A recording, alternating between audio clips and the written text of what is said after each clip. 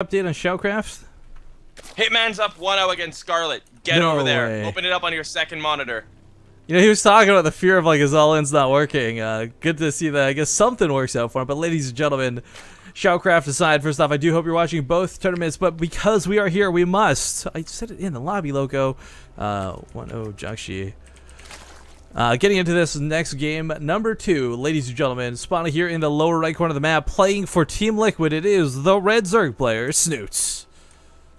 And of course, you can find him on Twitter at Liquid Snute. And in the bottom left spawn location, we have our My Insanity player in the team color blue, up 1-0 in the series. Can he close it out on Frost? It's going to be Jjakji. And because I have the handy, it is at MYI Jjakji. Again, highly recommend if you guys want to support these players, go follow them on Twitter. That way you keep up to date with what they do, where they play, how they play, and any events they might be doing, whether it's streaming or extraneous, etc., or miscellaneous, I meant to say. Twitter's a great way to keep in contact with them. And there's a lot of players who, they might not respond to you on Twitter, but I guarantee you they appreciate tweets. They appreciate retweets. Like, I think people really undervalue the power of Twitter.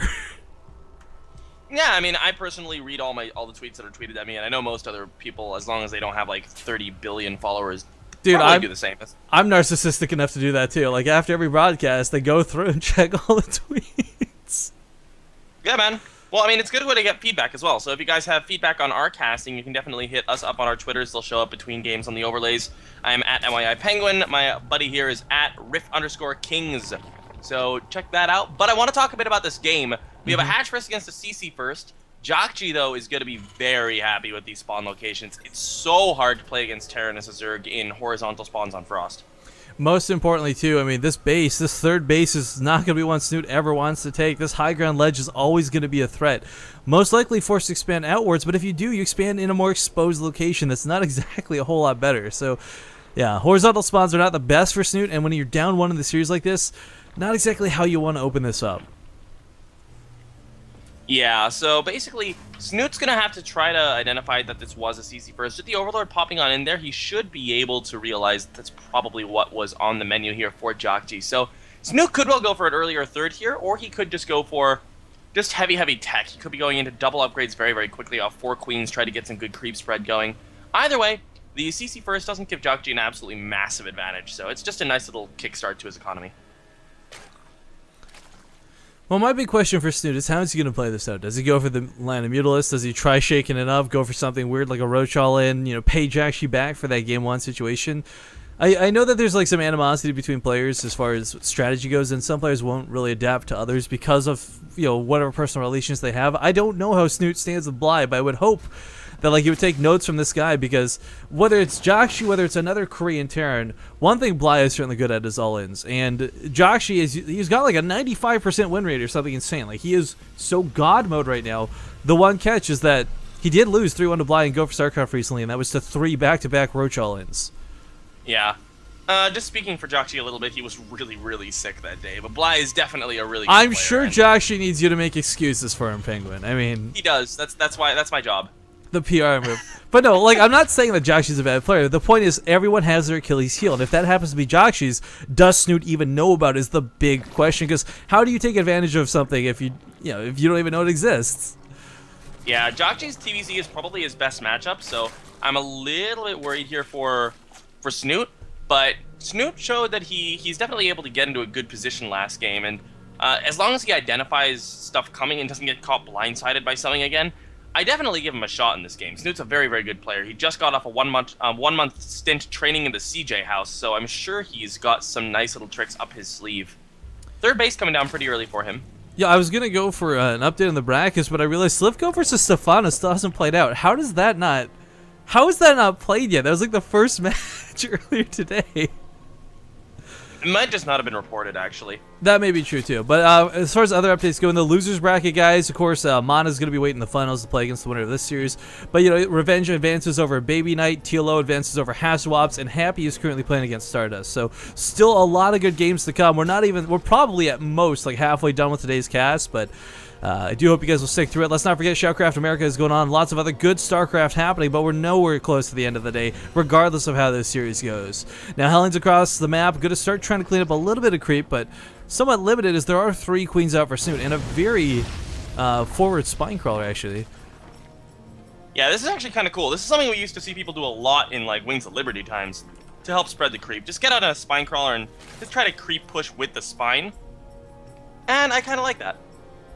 Yeah, well, of course, Hellions, they don't take bonus damage from anything here, but they don't have a lot of health to begin with. But there are 6 of them. Taking on a queen is not out of the question, but that spine crawler will keep them at bay for sure. Jjakji doing pretty well to deny what creep he can, but I still think Snute's going to have a pretty easy time getting a nice creep spread going. Although Jjakji is going to be able to deny these tumors as well. One of them does finish, though.